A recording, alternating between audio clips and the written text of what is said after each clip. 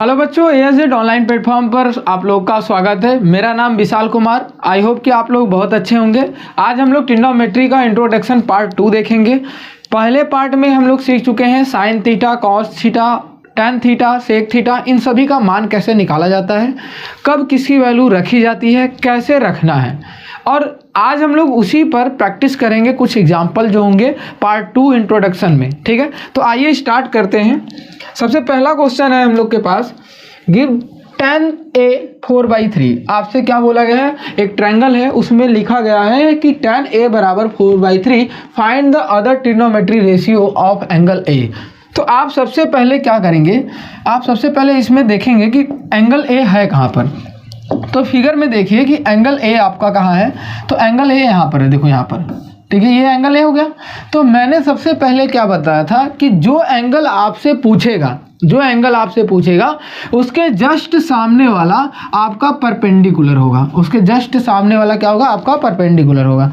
बचा हुआ साइड आपका बेस होगा और जो तिरछी साइड होगी उसे h बोलेंगे, हाइपोटेनस बोलेंगे।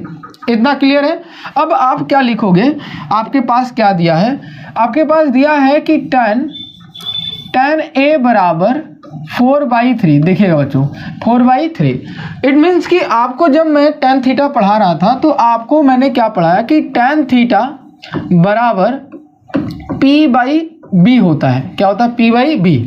तो p की वैल्यू है क्या, 4, और b की वैल्यू कितना है, 3। ऐसे ही लिखा हुआ है। तो इसका मतलब है कि p = 4 है और b = कितना है, 3 है। अब आप देखो यहाँ पर ये राइट एंगल ट्रायंगल है। कौन सा ट्रायंगल है, राइट एंगल ट्रायंगल।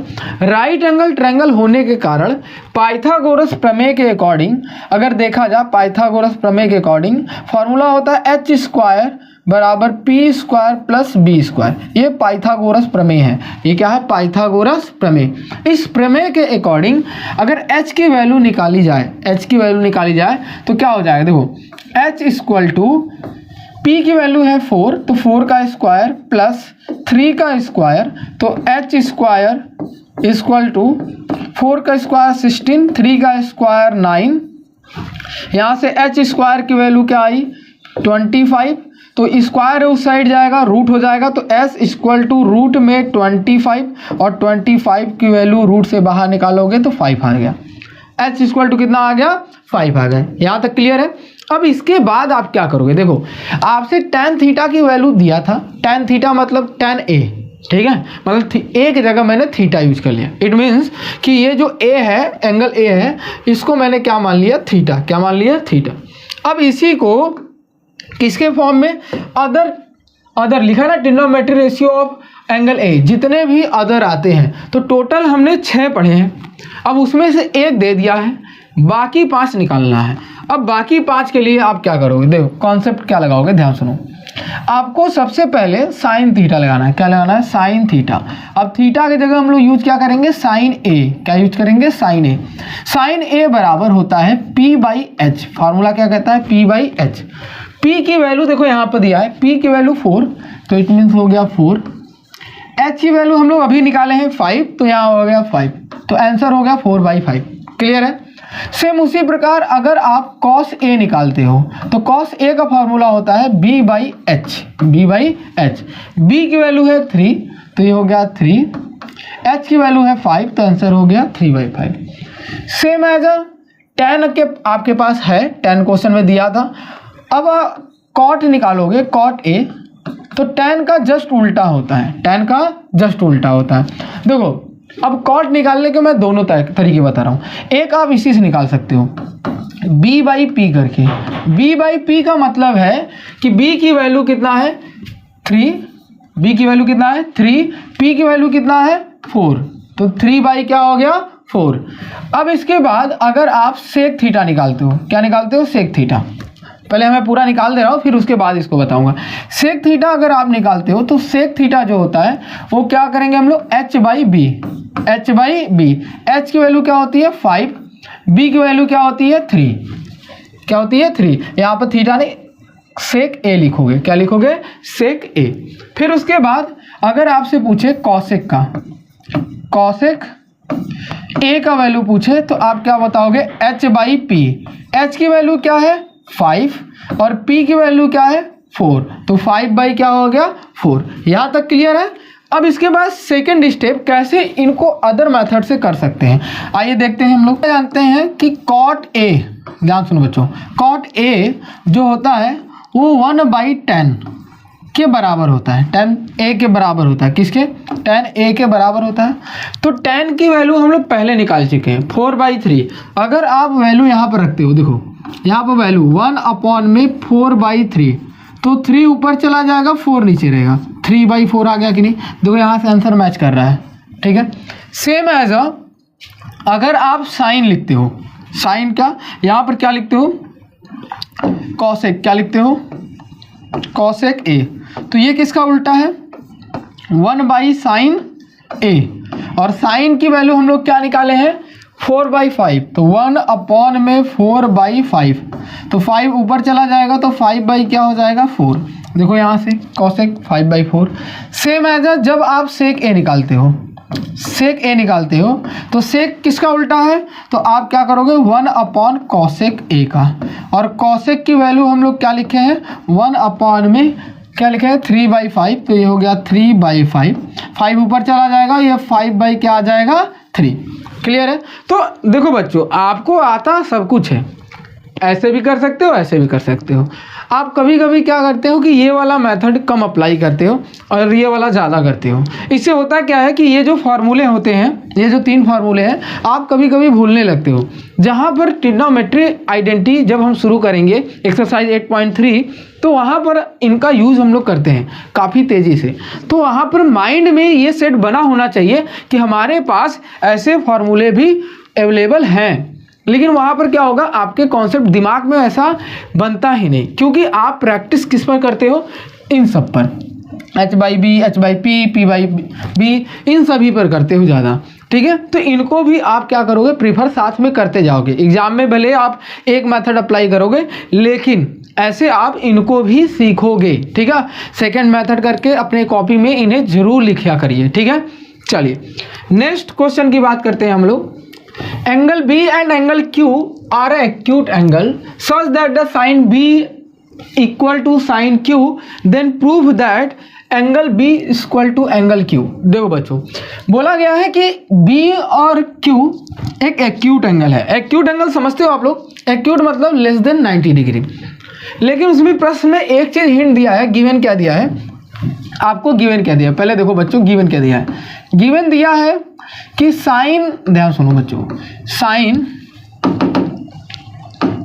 गिवन क्या दिया है कि साइन, ध्यान सुनो, साइन जो बी है, साइन जो बी है इक्वल है साइन क्यू के। अब देखो हम लोग को पहले करना कैसे है। अगर आप ध्यान से देखो, अगर आप ध्यान से फिगर में देखो, बी एंगल ये है ना, तो जो एंगल होता है उसके सामने वाला परपेंडिकुलर, उसके नीचे वाला बेस तिरछी लाइन एच। यहाँ तक क्लियर है।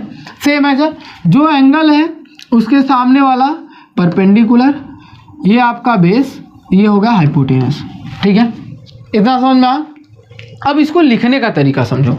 अगर आप साइन थीटा पढ़ाया हूँ, मैं आपको क्या पढ़ाया हूँ, साइन थीटा, तो साइन थीटा की वैल्यू होती है परपेंडिकुलर अपॉन हाइपोटेनस, यही पढ़े हो।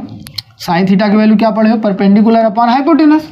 तो सेम एज जब आप साइन बी को लिखोगे, ध्यान सुनो, साइन बी को लिखते हो तो साइन बी के लिए जब आप परपेंडिकुलर अपॉन हाइपोटेनस करते हो, तो परपेंडिकुलर कौन, बी के लिए परपेंडिकुलर ए सी, तो ये हो गया ए सी, ठीक है, अपॉन में हाइपोटेनस ए बी, तो ये हो गया ए बी।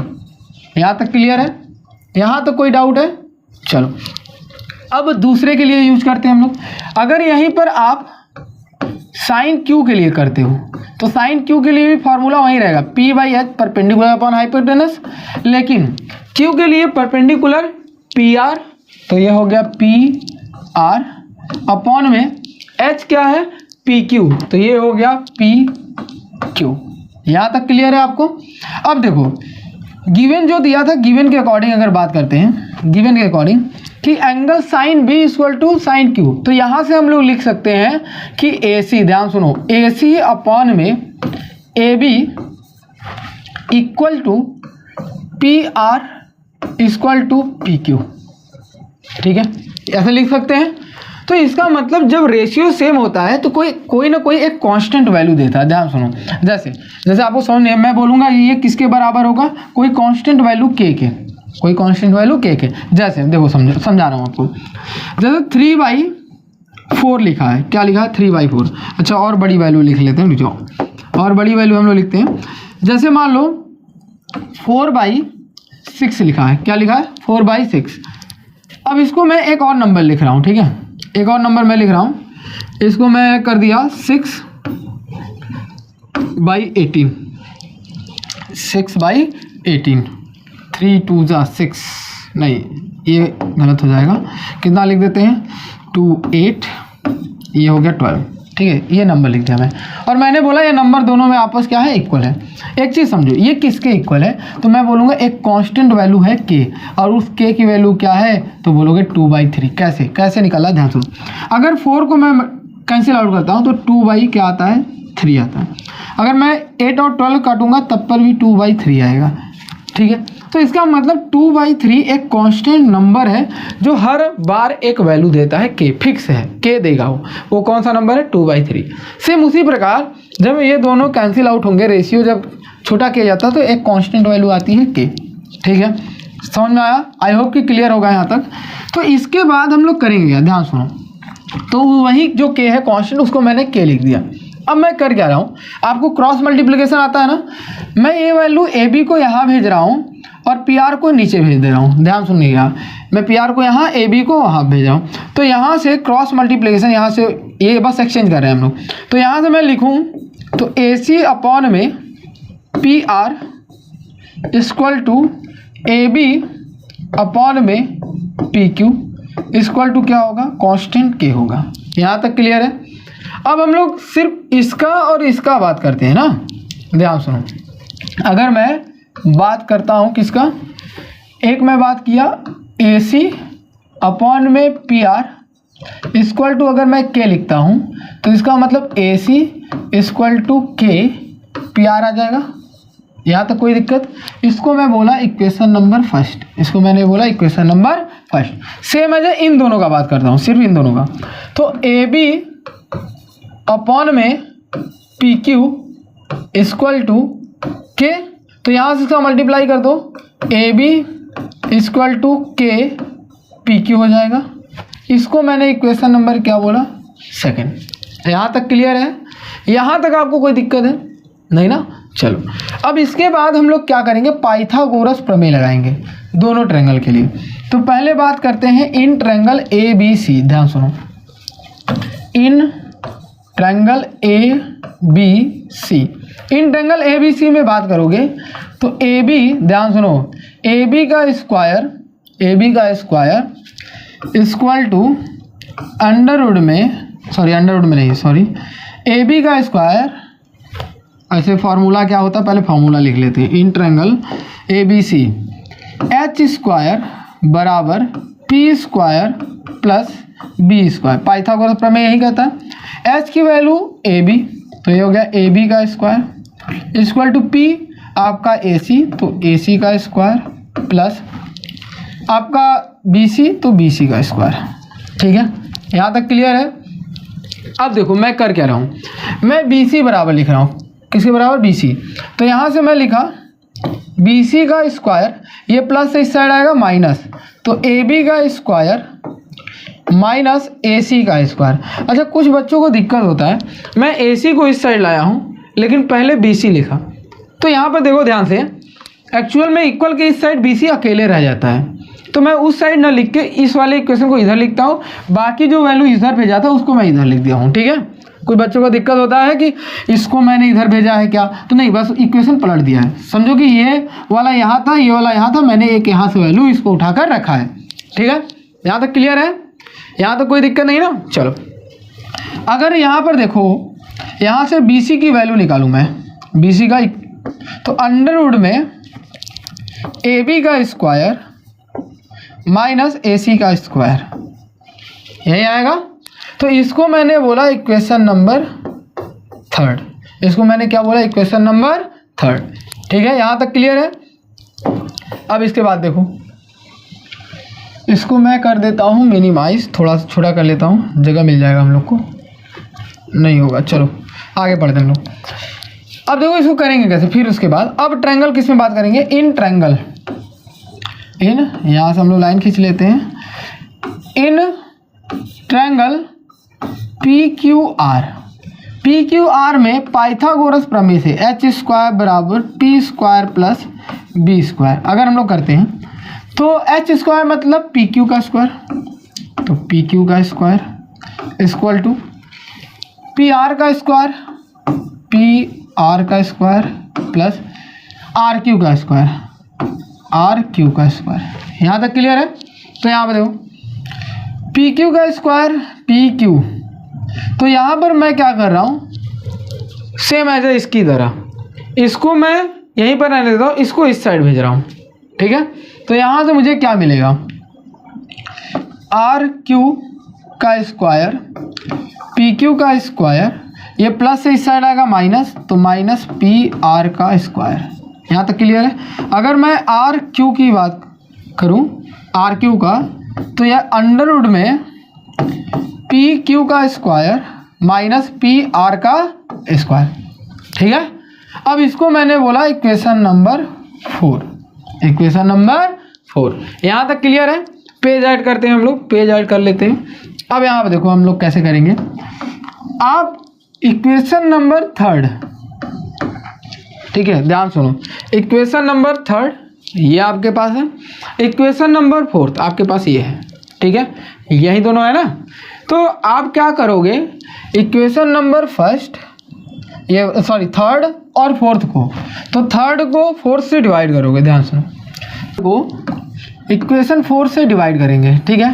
तो इक्वेशन 3 क्या है, चेक करो यहाँ पर, BC इक्वल टू, तो यहाँ पर लिखोगे BC equal to under root में क्या दिया है, AB square minus AC square, AB square minus AC square, ये होगा। इसके अपॉन में क्या, 4th इक्वेशन चेक करते हैं हम लोग। 4th इक्वेशन RQ बराबर, तो यहाँ से हो गया RQ बराबर, ये बराबर हम लोग यही कर लेते हैं, अपॉन में अंडर रूट में क्या होगा, PQ minus PR, PQ square minus PR का स्क्वायर। यहाँ तक क्लियर है। अब करना क्या है, देखो ध्यान से, आपको पहला और दूसरा इक्वेशन याद होगा, तो हम लोग वहाँ से क्या करेंगे, BC अपॉन में RQ बराबर अंडर रूट में, ध्यान सुनो, अंडर रूट में AB की वैल्यू दिया गया था, AB स्क्वायर, देखो ध्यान से, इधर देखो, AB की वैल्यू दिया क्या है, यहाँ पर देखो, पहला AC और AB, तो AB की वैल्यू क्या है, KPQ ना, KPQ, तो यहाँ से हम लोग क्या लिखेंगे, यहाँ पर K छोटा रहेगा, तो हम लोग KPQ का स्क्वायर, ठीक है, माइनस पहला इक्वेशन देखो, पहले वाले में AC बराबर KPR, AC वाले में KPR का स्क्वायर। यहाँ तक क्लियर है। अपॉन में अंडर रूट में PQ का स्क्वायर माइनस PR का स्क्वायर, ये हो जाएगा।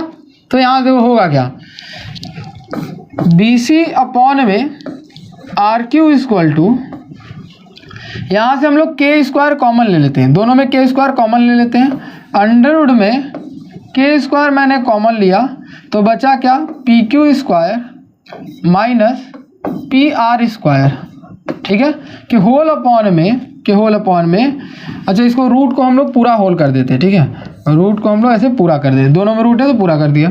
तो यहाँ पर नीचे आएगा PQ का स्क्वायर माइनस PR का स्क्वायर, ठीक है।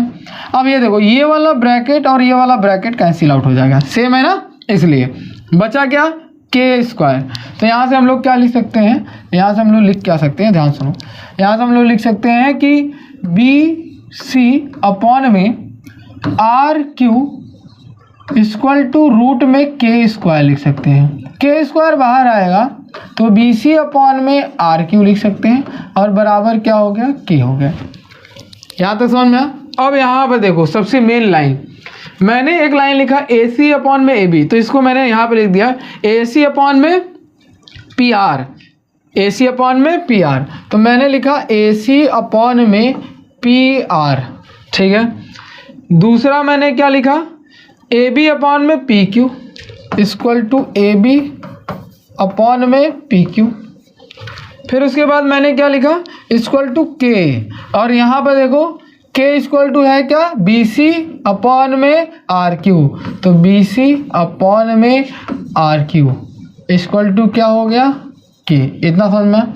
ये अब ध्यान सुनो, अगर किसी दो ट्रायंगल में, ध्यान सुनो, यदि किसी दो ट्रायंगल है, यदि साइडों का अनुपात रेशियो, ध्यान सुना, इनके साइड का जो रेशियो है यदि वो इक्वल हो जाते हैं तो इसका मतलब ट्रायंगल ABC सिमिलर हो जाते हैं ट्रायंगल PQR से, ठीक है, ट्रायंगल PQR से। यहाँ पर रीजन आप दे दोगे साइड से, ठीक है। आप साइड एंगल साइड भी लगा सकते हो, क्योंकि यहाँ पर देखो साइड एंगल साइड भी आप लगा सकते हो अगर ये 90 डिग्री होता तब, ठीक है। चलो आगे देखो, यहाँ पर जब दो ट्रायंगल सिमिलर है तो इसका मतलब इनके करस्पॉन्डिंग एंगल क्या होंगे, इक्वल। जैसे देखो ये ट्रायंगल है, ट्रायंगल दोनों एक सिमिलर है, तो इसका मतलब एंगल क्या होंगे, इनके करस्पॉन्डिंग एंगल क्या होंगे, इक्वल होंगे। तो इसका मतलब एक लाइन हम लोग क्या लिख सकते हैं कि एंगल B जो है वो एंगल Q के इक्वल होगा, ठीक है। तो यहाँ पर लिख सकते हैं एंगल B जो होगा वो इक्वल होगा एंगल Q के, ठीक है, by property of similarity of two triangle. समझ में आया, यहाँ तक क्लियर है। चलो आगे बढ़े हम लोग। अगला एग्जांपल है, consider the triangle ABC at a right angle C है। तो यहाँ पर हम लोग देखो इस फिगर में जो राइट एंगल है वो C है बोला गया है।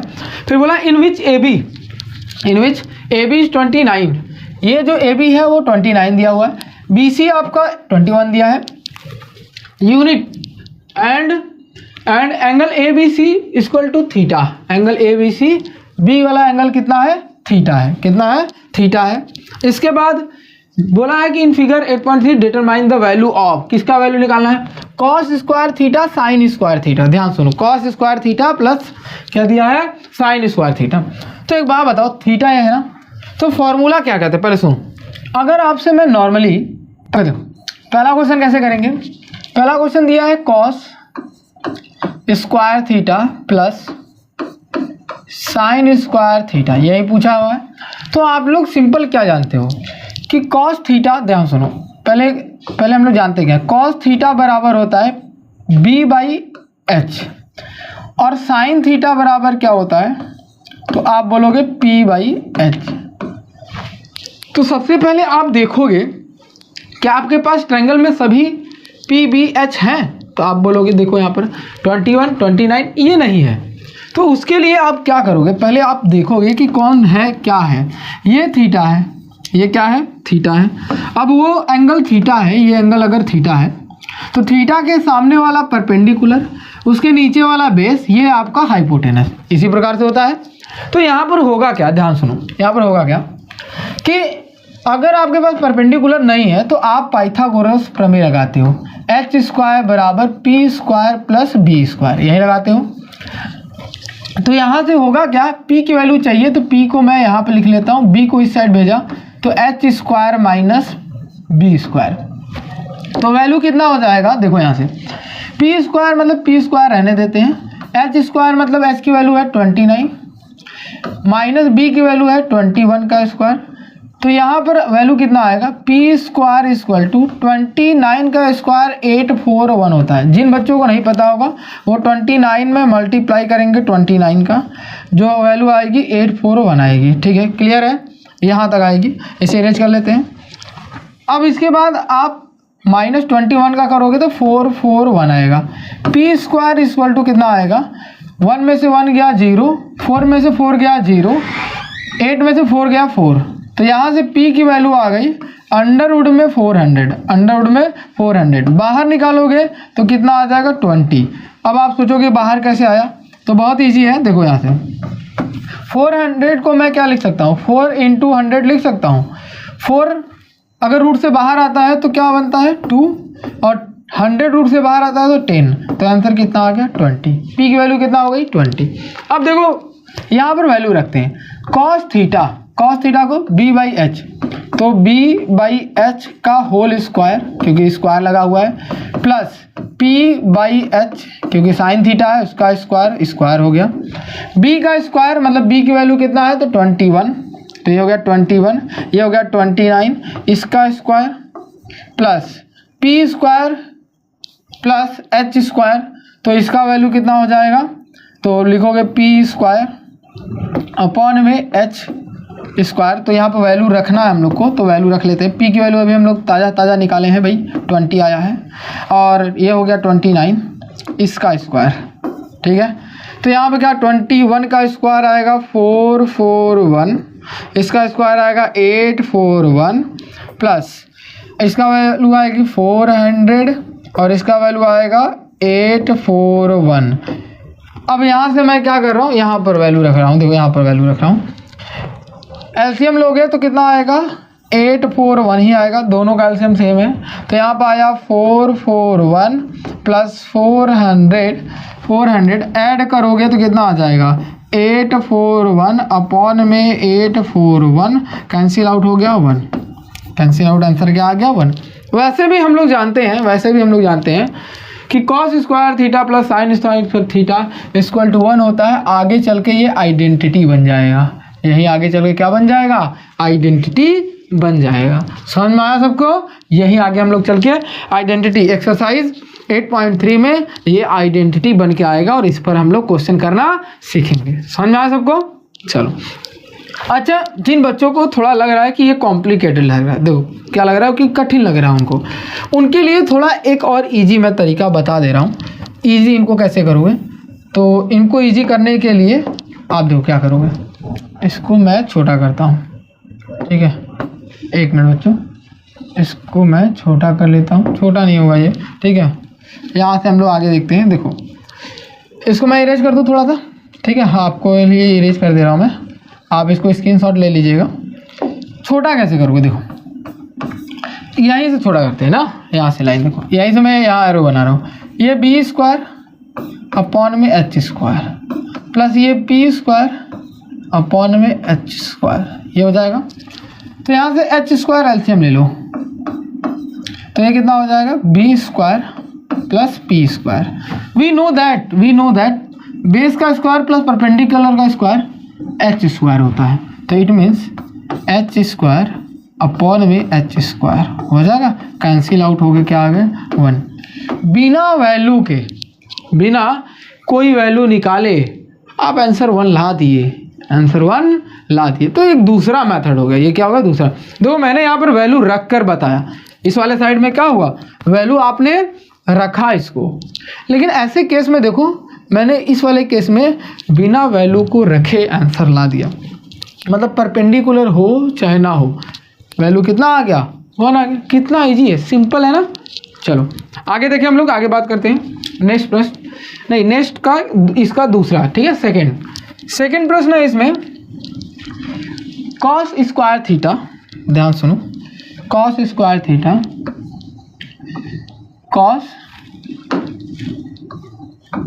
Theta minus sign square theta, ठीक है, यही है ना। हाँ, दूसरा प्रश्न यही है। चलो ये हम लोग के पास सेकंड है इसका, कॉस स्क्वायर थीटा मतलब b अपॉन में h का whole square minus p upon h में होल स्क्वायर। तो यहाँ से वैल्यू क्या आएगी, b स्क्वायर अपॉन में h square minus p square upon में h स्क्वायर।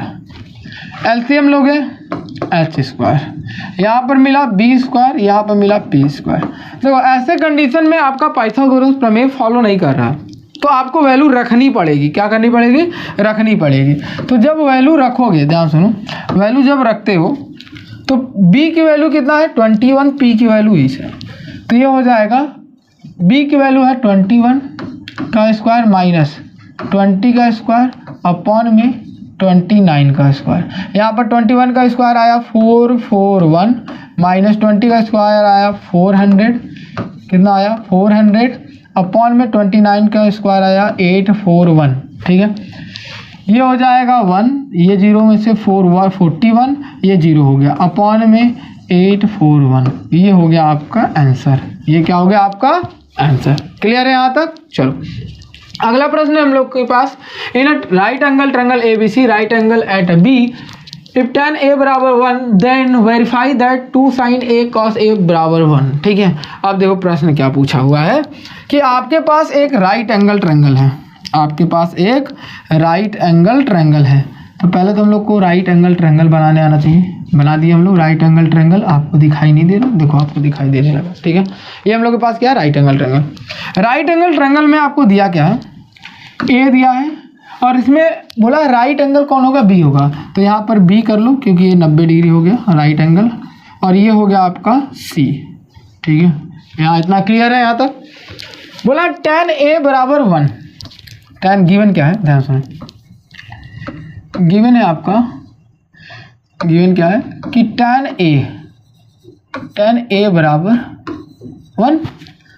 तो इसको मैं tan A बराबर P/B लिख सकता हूँ, P/B, और इसको मैं 1/1 भी लिख सकता हूँ। क्या लिख सकता हूँ, 1/1। तो इसका मतलब P की वैल्यू है 1 और B की वैल्यू है 1। अब हम लोग को चेक करना पड़ेगा कि कौन, दोनों देखो P भी 1 1 है तो कोई दिक्कत नहीं, लेकिन फिर भी हम लोग बता दें 1 के अलावा अगर कोई होता तब कैसे करते। देखो अगर आपको ट्रायंगल दिखाई दे रहा है, ये जो ट्रायंगल बना हुआ है, ये जो ट्रायंगल है आपके पास, अगर ये ट्रायंगल दिखाई दे रहा है तो आप क्या कर सकते हो, देखो ध्यान सुनो, इस ट्रायंगल में एंगल ए की बात किया है, किसका, एंगल ए। तो इसका मतलब इस एंगल, ध्यान tan A लिखा है, क्या लिखा है, tan A। तो इसका मतलब ए की बात हो रहा है ना, एंगल ए का मतलब एंगल ए वाला थीटा है, थीटा के सामने वाला परपेंडिकुलर और ये बेस, और ये हो गया हाइपोटेनस। ये क्लियर है? देखो आपको ये पता होना चाहिए, जरूरी नहीं है ना कि 1/1 हो सके 2 रहे। ठीक है, तो ये थीटा के सामने वाला P और जो उसके सामने नहीं पड़ेगा वो B, और तिरछी वाली लाइन H। क्लियर है यहाँ तक? चलो अब आपसे पूछा क्या है, H निकाल लेते हैं क्योंकि H की जरूरत पड़ेगी। तो H आपका पाइथागोरस प्रमेय से H स्क्वायर बराबर P square plus B square. तो यहाँ से H स्क्वायर इक्वल टू 1 का स्क्वायर प्लस 1 का स्क्वायर, तो H स्क्वायर इक्वल टू 2। तो H की वैल्यू आ गई रूट में 2, रूट में 2। यहाँ तक क्लियर है? H की वैल्यू क्या आ गई, रूट में 2। अब निकालना क्या है, हम लोग को प्रूफ क्या करना है वो हम लोग ध्यान देते हैं। चलो निकालना क्या है, देखो यहाँ से बच्चों निकालना है कि 2 sin A cos A बराबर प्रूफ करना है 1।